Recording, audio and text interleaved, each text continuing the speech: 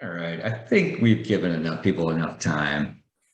Let's we'll go ahead and get started. We're recording this for anyone that does happen to be a little bit behind.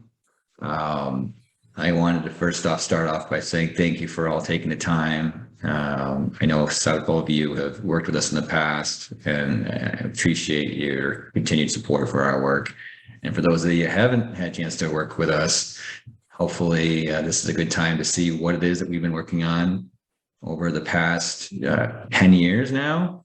And, we'll save some time at the end for Q&A to potentially hear from other communities that have used the tech.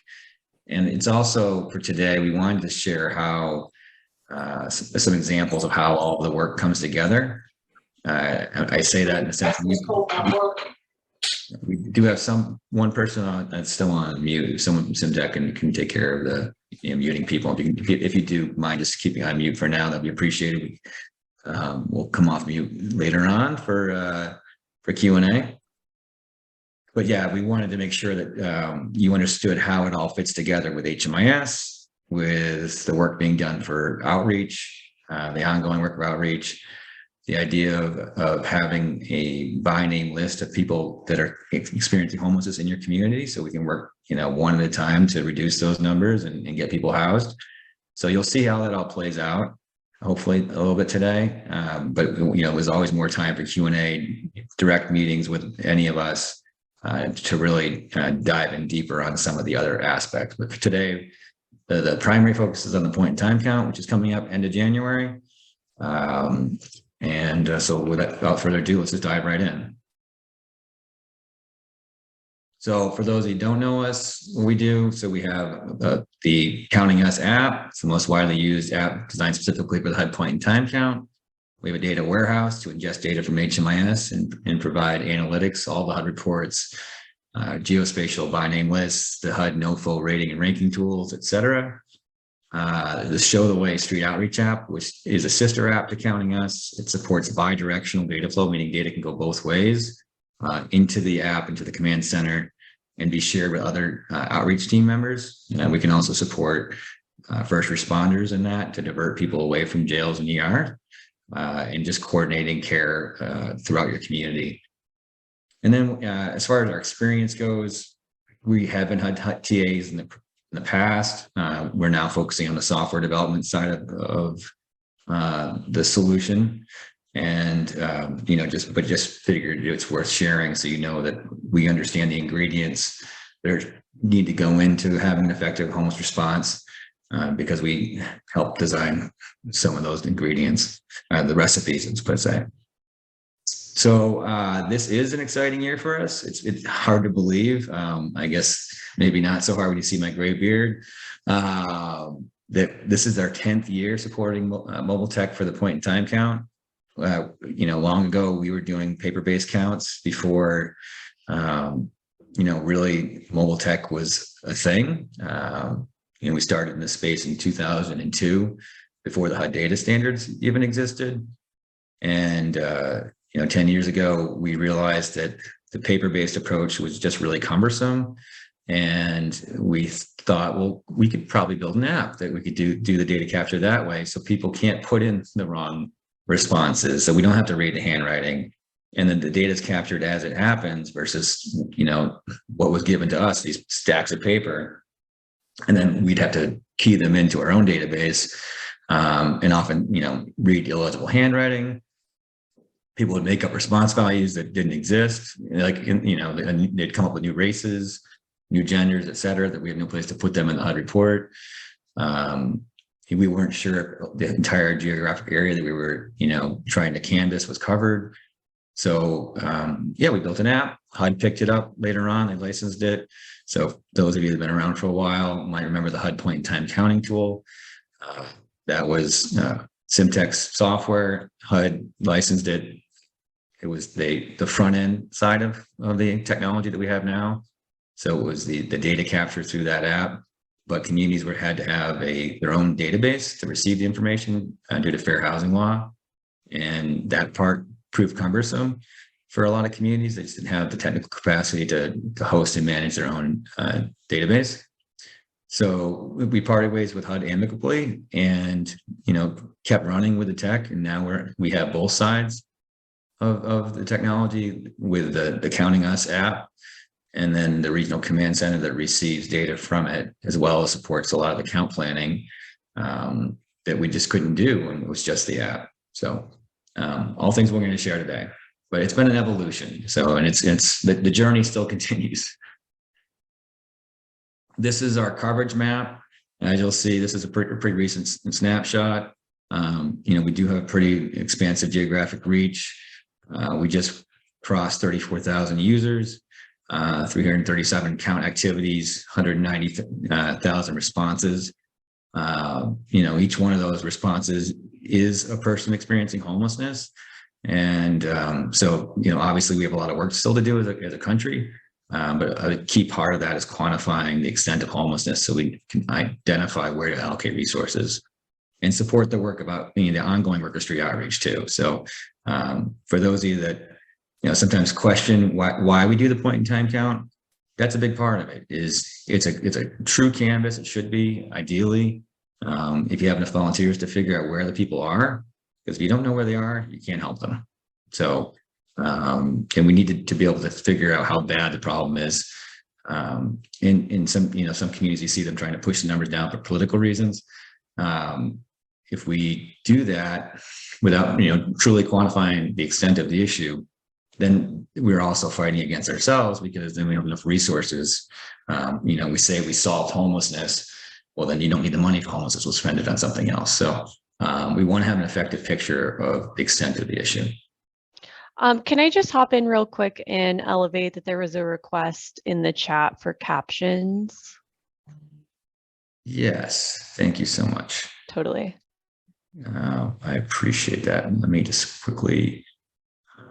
I concur. We are looking into that. So apologies that we don't have that set up ahead of time. I think Matt's going to have to do that. So perhaps I can start taking over the slides.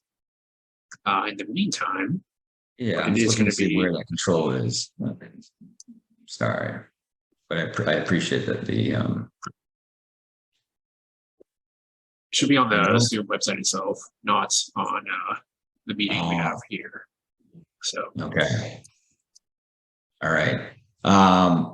If I stumble upon this, which I may, unfortunately, I will look for it, or you can add a co-host to look for it. We can always follow up with a separate call directly with people. And I do apologize. Can I jump in real quick? On my Zoom screen, there's an app section, and under apps, there's something called wordly translation and captions. I don't know if it comes with all Zoom or not, but if you're using Zoom, you might be able to I haven't never used it. You might be able to turn that on, and that might resolve your issue. Thank you so much. I love seeing the community come together. As a co-host with someone, I can add someone else as a co-host so I keep going on while someone investigates that. Yeah, so I could take Mike a look for it. I just need to be added as a co-host. Okay. All right, and again, we can always follow up with direct meetings, and when we record it, I believe I can do captions after the fact. And my apologies for not having it set up ahead of time. So, and moving on, and again, I don't mean to diminish that. I just don't want to get stuck, because I am fumbling a little bit here to find out where to do that. Why we do the point in time count, not only to identify that are we moving the needle up or down. It's also for the resource allocation strategies that I mentioned. We want to be able to use the data to support the worker street outreach. And then there's the whole research aspect of it. We do have on our website national point-in-time dashboards that are available per community. And if someone from the SimTech team can drop that link into the chat, that'd be appreciated. So, but really, this is using HUD data that's publicly available. Unfortunately, the HUD data takes a while to get released. So for the communities that do work with us, after the count wraps up, if you want to update the dashboard so you can use it for local planning purposes, take screenshots for your, may have a point in time report you do locally. You just, submit the request to the help desk and we'll get it added. And we'll, work with you to get that done. So, but again, just another reason why we're doing all this. So, on that, the other aspect on the resource allocation side of it, HUD uses it to allocate resources as well. So some of you might still be reeling from the COC competition, the Notice of Funding Opportunity, the NOFO.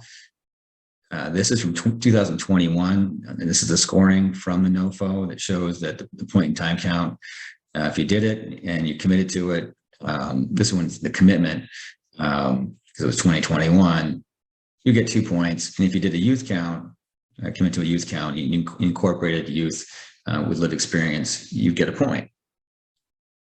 This year, you'll see that the points are already adjusting upwards. So HUD is putting more emphasis on the point in time count. So you've got 3 points for the pit count, and then 2 for involving youth. But it's beyond that, because within the NOFO, you'll see there are other sections that reference the point in time count. So promoting racial equity. So it's hard to have racial equity conversations without knowing the population that you're serving and understanding if the prevalence rates in the homeless population gel with the prevalence rates in your total population. So if there's anything that's disproportionate, it's worth looking into more. And obviously, and we do have a racial equity dashboard or analysis dashboard. And again, we can put the link in the chat for that as well. It's on homelessdata.com. That's our data warehouse under research. You can see that, and you'll see that people who are African-American are well overrepresented across the country. So that's something that we need to dig in deeper. But the point in time data is another way to help ascertain just how skewed the numbers are. And then on the system performance, there's 10 points for reducing your point in time counts. So it's going to be hard to demonstrate that you have that reduction without doing a point in time count. So there's that aspect. And then for street outreach, are you effectively canvassing your entire community?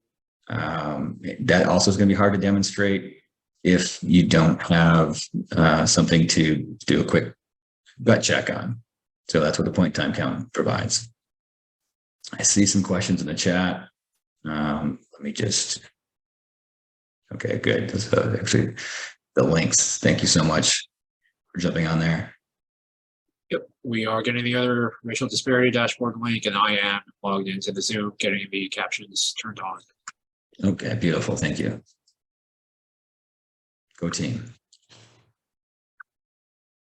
All right.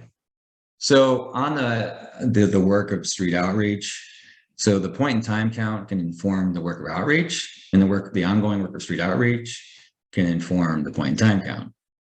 By knowing where people tend to congregate, you can use that to, the year-round work of street outreach. You can use their intellect and their experience to help figure out how many volunteers you need to send in different areas. Are there areas that you should really make sure that untrained volunteers don't go, or if they do, potentially it's with security. It's the whole nine. And really what we're working towards is turning point in time count more into an attendance tracking exercise.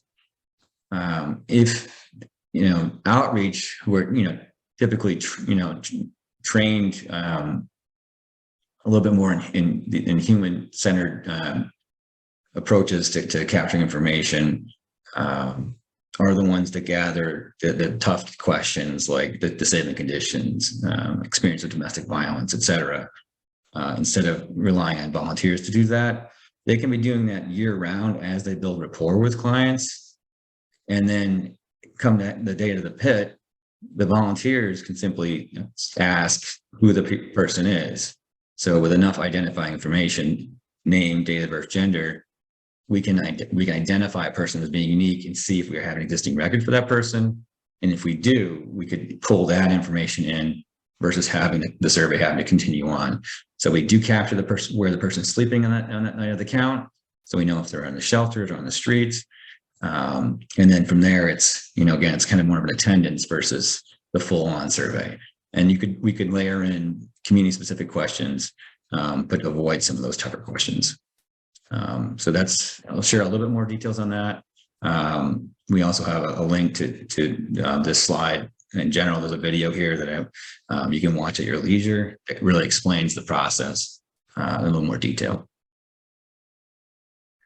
What I'm sharing right now is geospatially generated prioritized by name list to support the goal of coordinated entry using mobile technology that we've developed.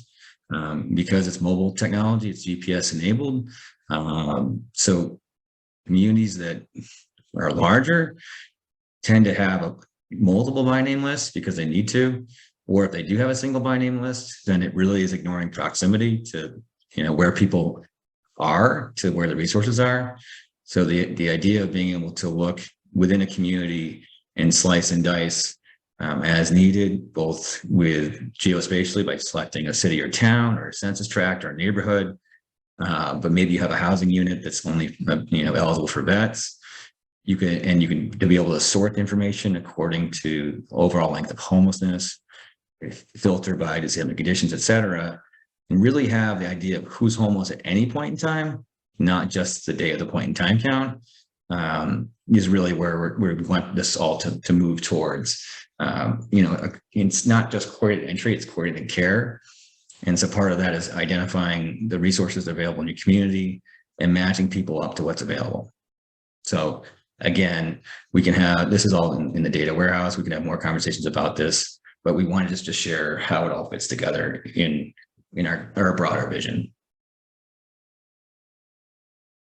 So some of you have already requested a contract or have already signed a contract for this year for this point in time count. Within that, we try to be flexible and right size the solution to each region. So all of these features shown are optional. The ones with asterisks are free, but you might not need them. If you don't have high prevalence of Spanish speaking people, for example, you don't need Spanish surveys. If you don't want to join the family unification initiative with miracle messages, you don't have to. If your shelter-based counts are done in HMIS because your HMIS data quality is tight, then you don't need the shelter-based surveys. There are other page features, for example, custom survey questions, a volunteer registration portal, the ability to have region and count team management, print-friendly maps that you can hand to volunteers. And then for those communities that have a really broad geographic coverage, not enough volunteers, geographic sampling and enumeration is a way to derive a count estimate. And we can explain that in greater detail. If you are curious about that, reach out. It does take a little bit more explaining than we have time for in this call. And then the separate count activity, that can be for a summer count. Many communities use that for the youth count itself. We do have a youth specific survey instrument that was developed. We based it largely on Chapin Hall's Voice of the Youth Count survey. And then it's been informed throughout the years, working with communities some of which receive youth homeless demonstration project funds and have youth advisory boards to help guide the questions that are asked. But there's a different population. So the questions therefore ideally should be oriented towards that group. So, again, follow-up conversations, but I just wanted to share what we have at a high level. Hey, Matt, just interjecting. So for everybody, an update, we did turn on the closed captioning options for the meeting. It looks like you do have to leave the meeting, come back, and the button should be towards the bottom toolbar to turn those on. So apologies again for not having that turned on by default, and we'll make sure that's always on going forward. And appreciate all the community support, like Matt was saying. Similarly, I'm happy to see Jody was asking about when the date of the PID is, and Deepa has responded saying it's the last 10 days of January. And that's, part of where we would like to get, as much time ahead of time to help you all plan and make sure that you have locations. And we'll get into some of that functionality. But yeah, appreciate that community support. And then one more question from Pachita. Where would I receive or apply for the application? So we'll show you how everything works. Make sure that you have a good idea of how it looks and how it's going to work. And then you can reach out to us at info@simtechsolutions.com or team@simtechsolutions.com, and we'll go from there. I have one more question from Brett. How do we turn on the closed captioning? Let me.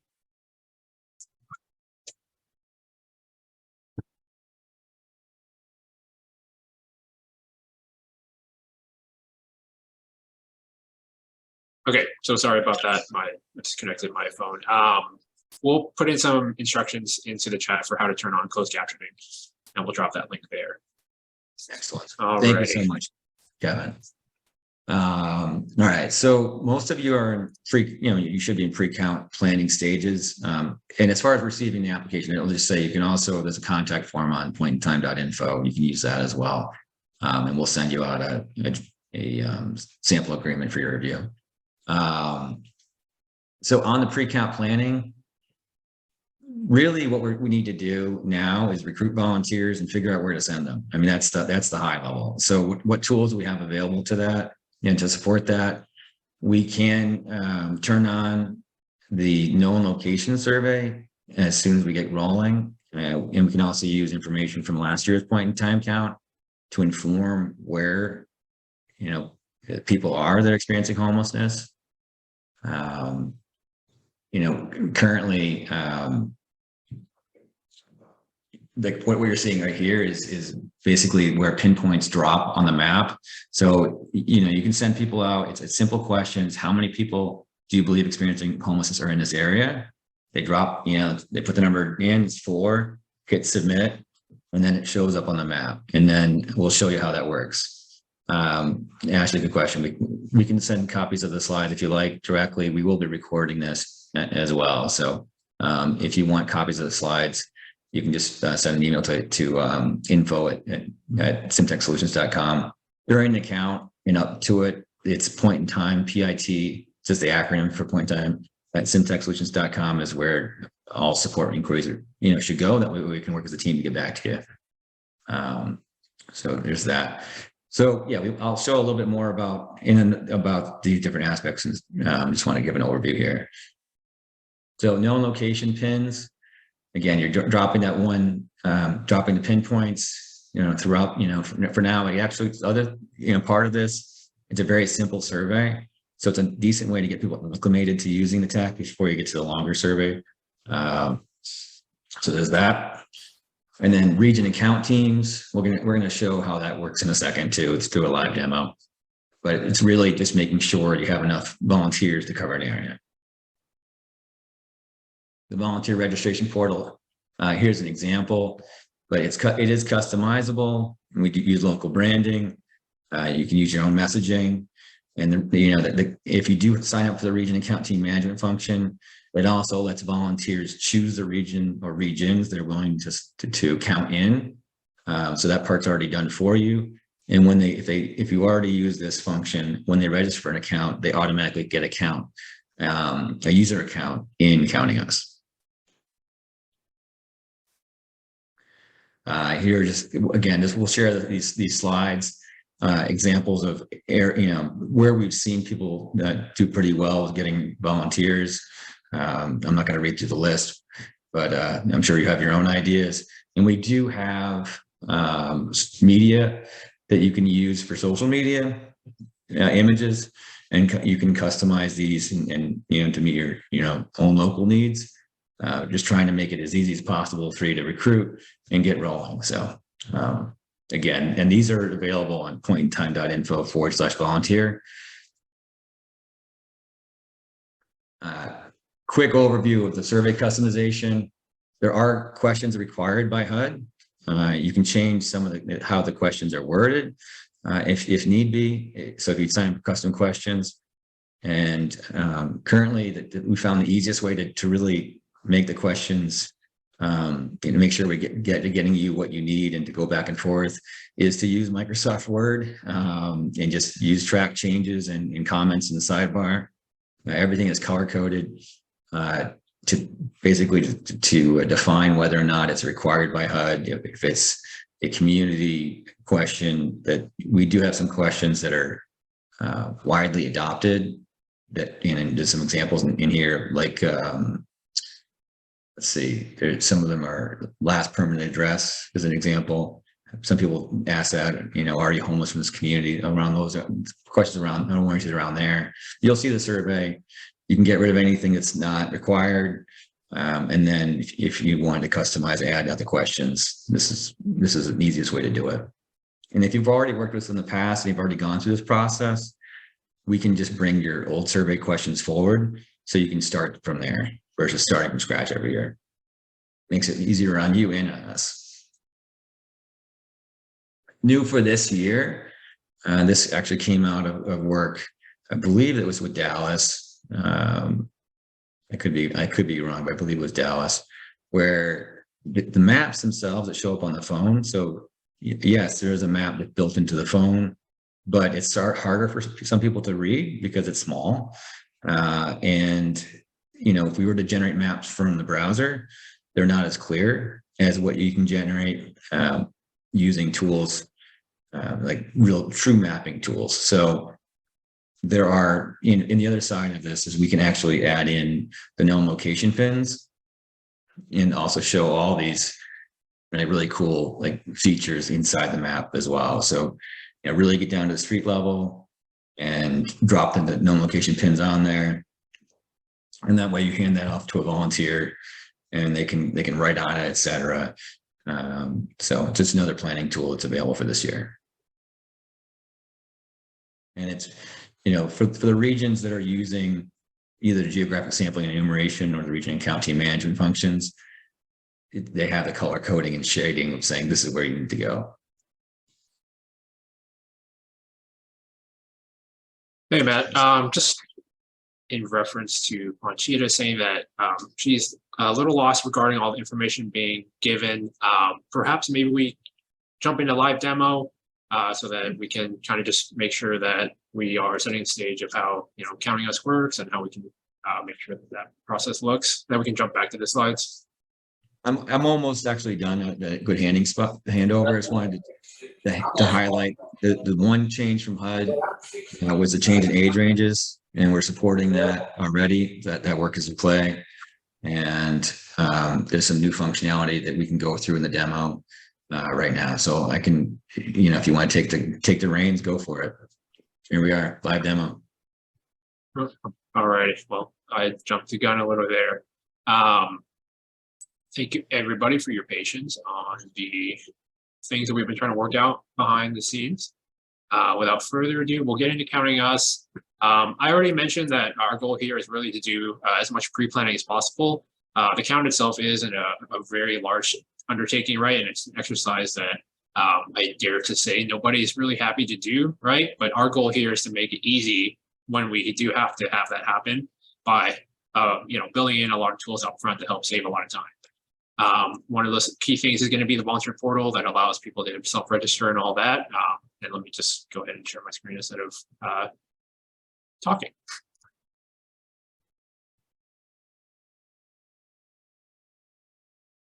All righty. So like I was saying, the volunteer demo, the volunteer portal is a registration page that you are able to put up in order to give information out to people that you are trying to recruit to volunteer. It is something you can, put out publicly in social media, try to, engage your community or to get people to help do the count. But it really is about building a community so that people know why we're doing this, and it turns into more than just an exercise. So, awareness is key here.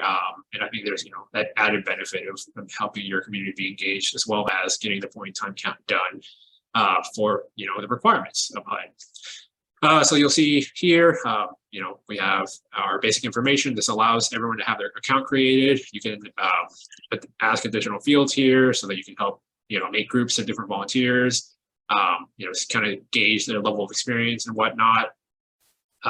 You have the ability to have volunteer self-selected region. So we'll show the region coverage and how that really looks to group your COC areas and help divide those areas up and assign volunteers to go to those areas. And then last bit, some release of information signatures. You can include any text you want there, or link to an article, like a document if you need. So that's about it. You go through everything, you sign up, your account's then created. So the key thing there is that we aren't going through the process of going into an application, creating an account, sending a follow-up email to give instructions on how to get into the application and all that kind of stuff. So I won't belabor that, but the point being, we want to then build as much time as we can for getting people trained in Counting Us itself.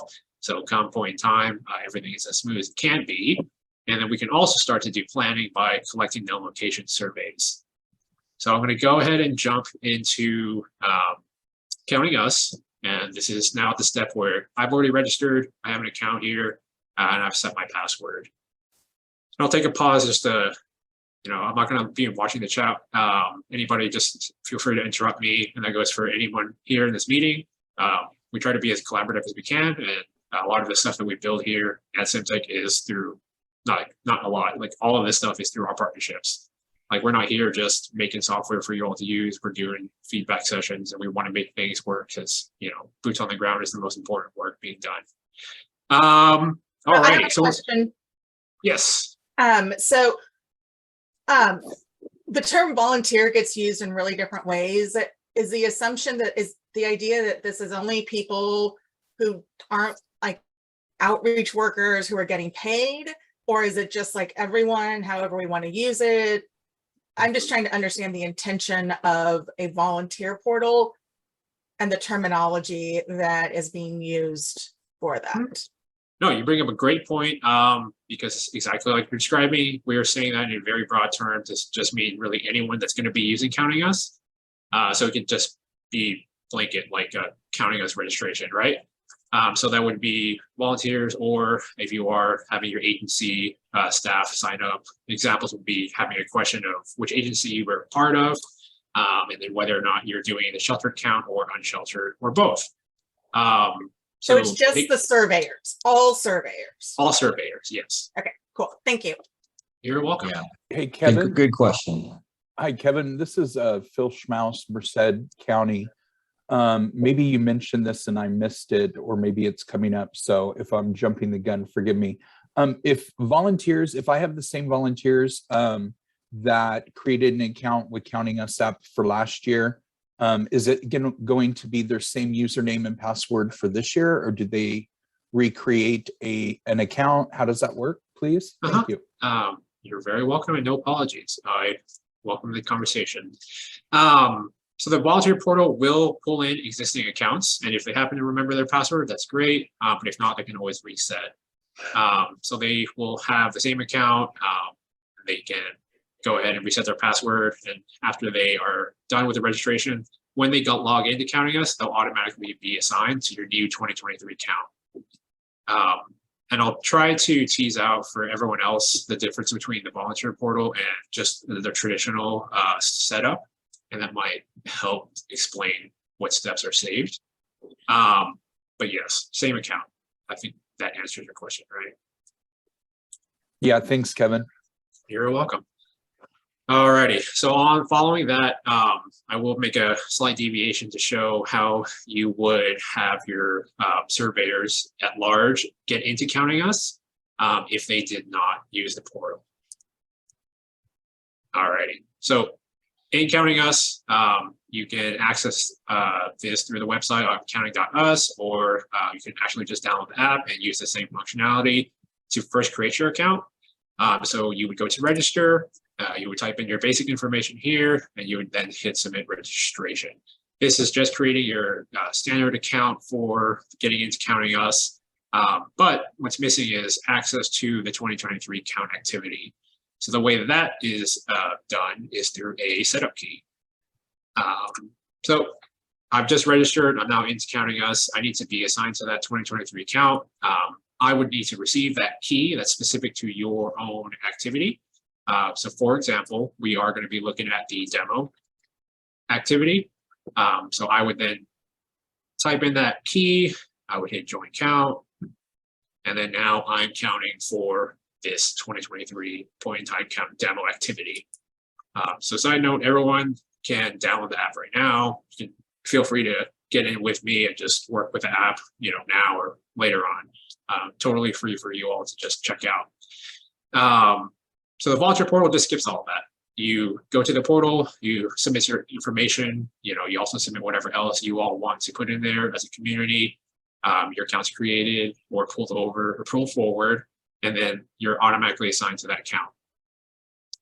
So it just saves, steps there and saves some of that back and forth with getting everyone into the new count.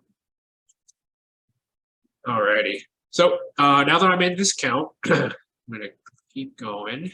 I'm going to pick back up on the known locations. So big thing is getting the volunteers already into counting us ahead of time. And, it's up to you all if you want to have them just do known locations, or you can have them already start practicing on the actual surveys. Everything is going to be test, so nothing gets counted towards your reports. Everything is automatically archived whenever you do go live. So from whenever you all get set up to, the end of the pit, you have the full ability for people to just get in there and use counting us. For our initial use, we'll just look at known locations. So big thing here is that we have the need to go and cover our COC, right? But we have limited volunteers, and we also know that there are areas where there are people, and we also know that there are areas that are not people. But what about the areas that we have no information about?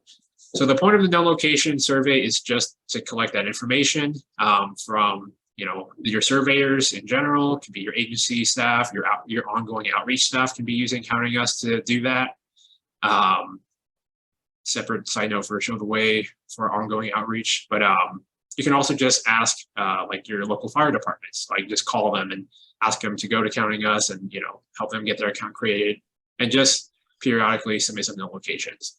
So it's just a widespread tool that's free, and then the goal there is to help really quantify and help you all visualize where people are, so you can use that information up to the count to help group volunteers and so on and so forth. So in Counting Us, I'm on this next screen where I'm going to submit my location. This is the only time that we are collecting information for location. Just want to put that out there as a disclaimer. You, the user, are in control of what information you send us. So for this particular survey, I'm putting a pinpoint at that particular location. Simple survey, how many people are here? I can put 0 because no people is information, as well as, telling us that there's 9 people. So with that, that's pretty much it for the known location survey. It's a very, A to B process where you're just dropping a pinpoint with how many people, and it just gets people used to how the app works. So making some other notes about functionality, you'll see here, there's confirmation that your data was sent over. That's one of our big things where everything is real and live time, and nothing is going to be lost. So I say that very strongly because we do support offline capabilities of saving everything in draft. So that's how those two things go hand in hand. When you're out there, you're surveying, you want to make sure that what you're doing is actually being counted. So here's where you get that success message. Otherwise, if you don't have internet connectivity, it'll just prompt you to say, hey, that didn't work. Do you want to try again, or do you want to save it as a draft? So I can't demo that. You all are free to try that on your own. But the way it works is everything is just saved and ready to be submit. When you go to your drafts section down here, you can then go ahead and open your saved drafts, which is key for you. You need to finish something that you were interrupted during a particular survey, or if you are just submitting stuff that was saved as a draft that just needs to be sent off, you can do that quickly here. Alrighty. So again, we are using the volunteer portal to help people get into the app and help get trained. We're using the known location survey as much as we can ahead of time so we can start collecting that information for our own planning purposes. I'm going to take 1 second to deviate and just talk about how the survey works, and then we'll go back to the planning. So when I look at our unsheltered survey, which is going to be what we need for the point-in-time count itself, in addition to observations and shelter surveys, we'll kind of go through how everything works as a framework. So first thing, like Matt mentioned, if you want to have Spanish translations, we can have that turned on. If not, well, we'll just default into English. You have the ability to just do 1 survey for 1 person, or you can do a household. The household is gonna, have your relationship to head of household, and everyone else is just gonna be there. You're gonna pick that from then on. But I'll just do individual. So again, I dropped my pinpoint. We have some qualifying questions, so we're trying to get rid of duplication from the get-go. Have you already been interviewed? People say, no, I haven't been interviewed. Sorry for the double click there.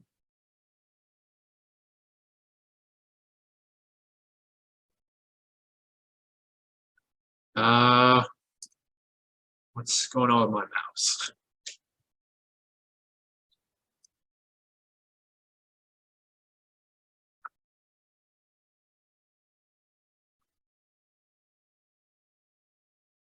I have not.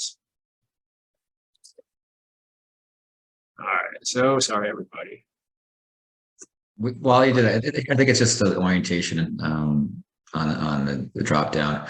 I did get a question from Raina. Okay, Nathan just answered. So you can go to the website accounting.us if you need to, or also you can download it from the Google Play or the App Store. Alrighty. So sorry about that. Little issues when you have your device in your hands, a little different. Anywho, so we're in the unsheltered survey. Like I said, we're trying to get rid of duplication up front. Now we're going to get into the actual questions for HUD. So our surveys have everything that's required for HUD, so that we can do our reporting that's done in the command center. We can show how that works after this, or at some point. So we want to know our sleeping locations. Abandoned building is going to be one of those literally homeless locations. We can give an example of somebody saying that they're at an emergency shelter. The survey is going to stop there, since we are trying to do the unsheltered count. That being said, the dependency logic here is something that we have we have control over. So if you all want to just go ahead and collect that information for whatever reason, we could work with you on that. So the better example is about youth. The youth definition for literally homeless, such as staying with friends and family, being different than the traditional full-on unsheltered. Point being, there are ways that we can apply dependency logic on the survey and the questions within. Going on to personal info, all these fields you'll be familiar with from the HUD standards, again, required for HUD reporting. I will make a note of the age range here. This is the one thing that we are at SimTech enforcing so that we can do our reporting properly in order to have household breakdowns between families and whatnot, and really categorize everyone properly. So there's 3 sets of questions, or there's 3 questions to this set. What's your actual full date of birth? If they don't provide that, what is your age? Just a number. And then if they don't provide either of those, we are going to force at least 1 age range question so that we can do the reporting properly. Everything works in conjunction with each other. So if I was able to just type in the default date, the age would get automatically calculated, and then the age range also gets automatically calculated. So you don't need to fill everything out, just giving you some heads up on how that particular thing is working. So breezing by, these are all the HUD questions. We're looking at your disabilities and everything for chronic homelessness. Last thing is going to be our miracle messages, opt in or opt out, that you all have the option to do, which is that free option that helps us work with miracle messages in order to send over a specific set of information so that the clients can get hopefully reunified with whomever they're looking for. And we can send different information about that. Last thing here, I'll make a note that you can add in information to the survey. So if you want to provide things for people to say on different areas of the survey, you can do that, like different notes for your surveyors. And then note section is just for the surveyor to tell you all things. Here is that save draft function where I can do that myself, or I can hit submit survey to just send that off. Alrighty, so Kevin, real quick on that save draft function. there were other app providers that had a significant issues with offline capabilities last year. If you just Google or look at the latest HUD Point-In-Time webinar, you'll hear about that. I can send some articles too. That's a huge feature because any community that has rural areas or people are maybe they're going underground and they don't have a cell signal, you don't want them to lose the information that they've been capturing. So our functionality uses local data storage to make sure that doesn't happen. So those drafts can be submitted later. So just calling out and highlighting one of the key features of our tech. Yeah, definitely. Alrighty. So I'm going to go ahead and get into the command center since we're running low on time. Feel free to, again, just keep popping questions in the chat and just bear with me as I kind of go a little bit faster. So I went over the surveys, counting us. That's how everything works in a nutshell. There's, some details that we can go over later, one-on-one and whatnot through support. But let's talk about planning again, right? So I'm on the command center. I'm looking at my particular COC, and then I am looking at different information. So this is done pre-planning as well as during the count and after the count. It's a big thing that I mentioned earlier is that we are live. So when you're doing the count itself, you'll be able to see information coming in as well as just during your planning phase. So your surveys are coming up here. I can go ahead and go into my surveys during the count and look at things and edit and call out different data quality flags. But for planning purposes, I have a known locations options on the right. I'm hitting apply here, and then all my known locations are showing up. So this is important for us to help visualize where people are being seen, where people are not being seen, such as this 0 persons observed, and be able to then group our areas. So grouping our areas is part of the region and team management functionality. This is a way to define a set of coverage areas for a subset of your COC. So I'm looking at central region. It's all click and point and whatnot, where you go ahead and edit geographies, and I'm just selecting a bunch of different census tracts.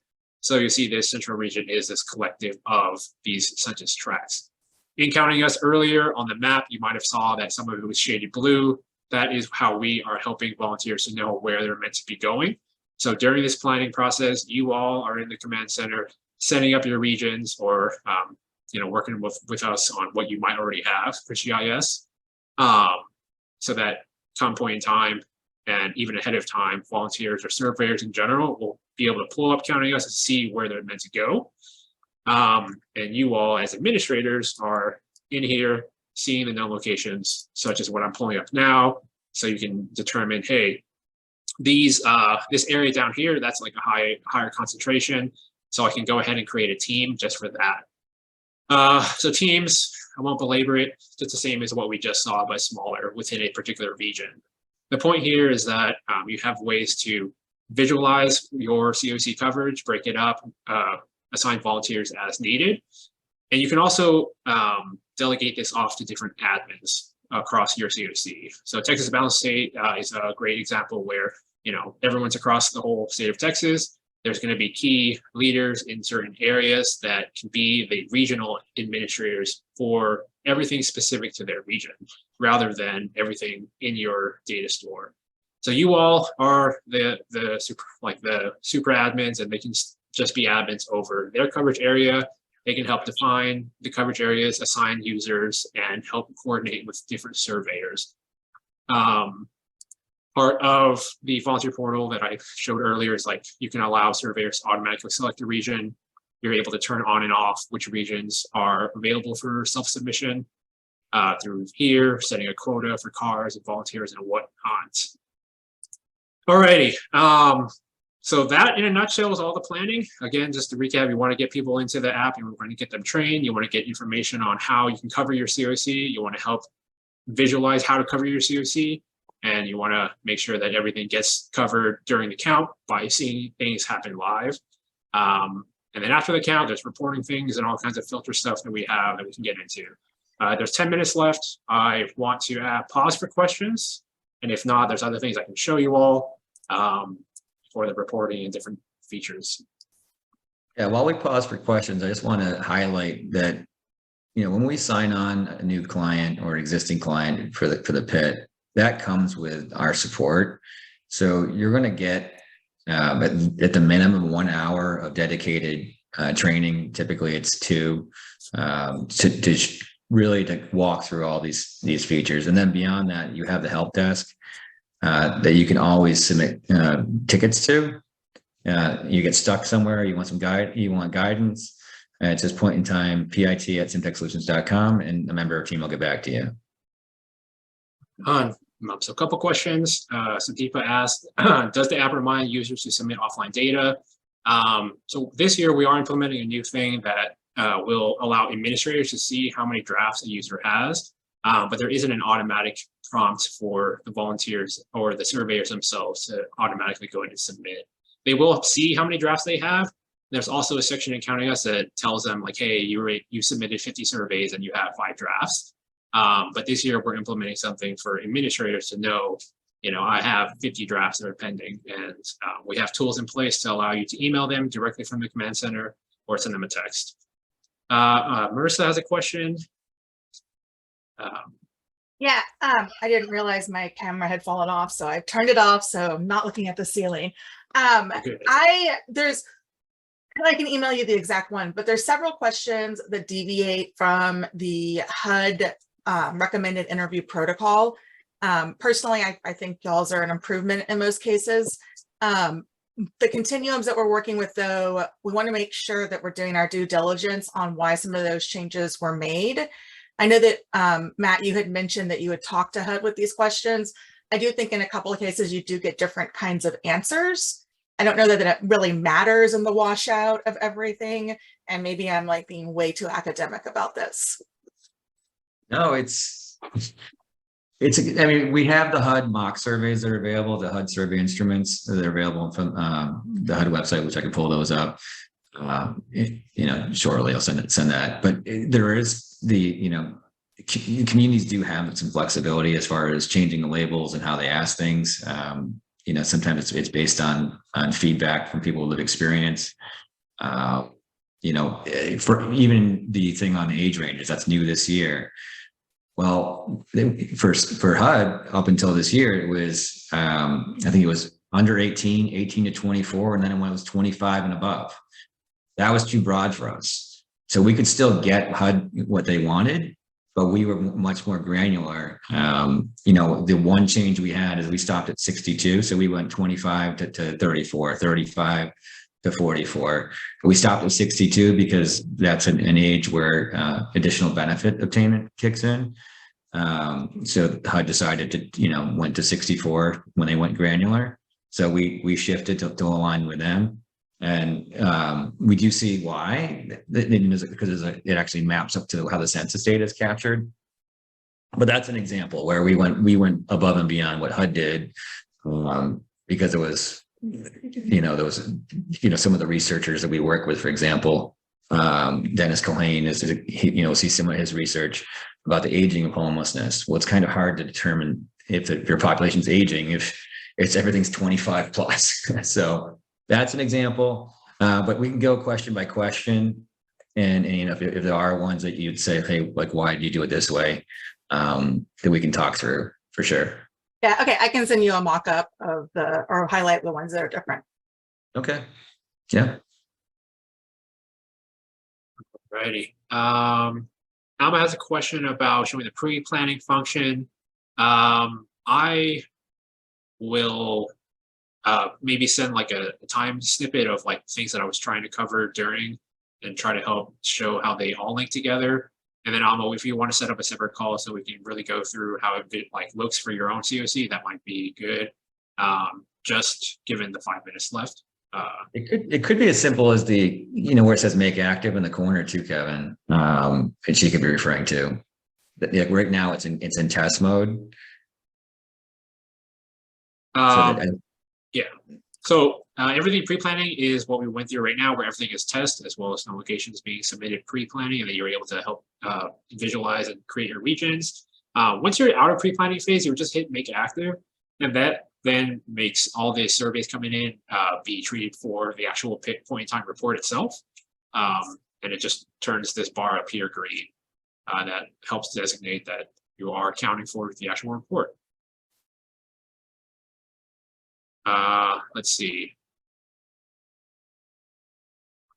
If there are no other questions, I kind of want to just plug, which, if you all know, is like we are here and all we do is homelessness. So like we would like to show you this because the point in time itself is just an exercise. And we are trying to get rid of doing that just as an exercise and use this data year round. So I will show some functionality that we are bringing in for counting us, or for reporting, that really comes from our sister app, Show the Way. If you all would stick around for the last few minutes. So again, this is our sister app, Show the Way. It is meant for ongoing outreach. It's taking Counting Us, it's being the evolution of Counting Us, where you have an app that's two ways, where outreach staff have ongoing outreach every day, and you're collecting this information live. So ultimately, the point in time is just a tally mark rather than this whole exercise. So I'll just kind of show the things that are relevant for the command center that we're going to be pulling over, which would be this new functionality for the grid filter bar down here. So we're trying to have more controls in place so that you all can quickly and more efficiently filter things as you need.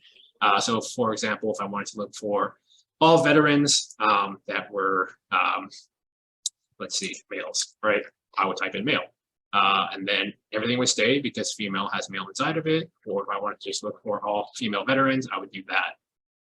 So again, just something that I wanted to show to pull over into the command center to help you all come the reporting time. I know in this call, we didn't go into the reporting functionalities and the filters and how the geospatial stuff works. So if anyone would like information on that, just send us, follow-up email. But again, what I'm showing here is Show the Way. It's meant for ongoing outreach so that you have a visual every day of where your clients are, and then you can then help prioritize where and how your outreach staff can best help serve them and meet their needs, right? Just like we're doing pre-planning for point in time, we want to see how many volunteers that we have, where we need to go. We want to do that all the time, right? Like the put is just a great eye-opening exercise, but these people are still here year round, right? And that's our goal, is to help them not be there. So that's what we're doing here at SimTech. And again, it's kind of a plug, but this is what we're doing. We're trying to work ourselves out of business for the point in time. All right, 2 minutes left. Pass it back to Matt. All right. Oh, I think it's important to share. And the other side of it, with the unsheltered NOFO coming, there are going to be more additional, more needs for data capture offline. HMIS really has largely been a desktop solution. This is HMIS compliant, but runs on your phone.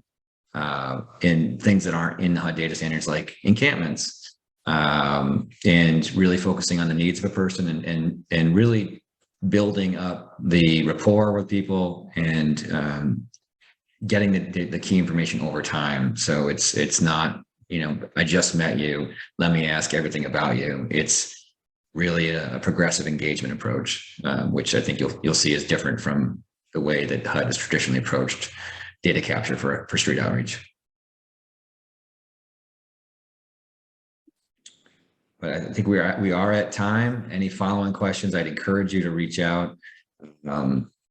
If you want to reach out directly to me, it's matt@simtechsolutions.com. My info, team goes to everyone.